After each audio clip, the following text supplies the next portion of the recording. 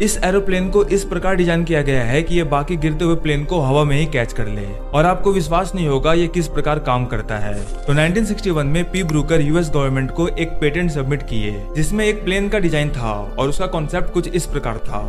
अब मान लो एक प्लेन मिड एयर खराब हो जाए, तभी उसको क्रैश होने से बचाने के लिए एक दूसरा प्लेन गार्जियन एंजल की तरह अपीयर होगा जो कि खराब एरोप्लेन के जस्ट नीचे पोजीशन ले लेगा। फिर उसके ऊपर एक प्लेटफॉर्म एक्टिवेट होगा जिस पर खराब प्लेन लैंड होगा और प्लेन के लैंड होते ही 6 रोबोटिक आर्म उसको टाइटली होल्ड कर लेंगे। फिर एक बार जब दोनों प्लेन स्टेबल हो जाएंगे तब एक हिडन टनल से पैसेंजर्स खराब प्लेन से रेस्क्यू प्लेन में स्केप हो जाएंगे और अंत में रेस्क्यू प्लेन खराब प्लेन को मिड एयर में ही एयर ड्रॉप कर देगा।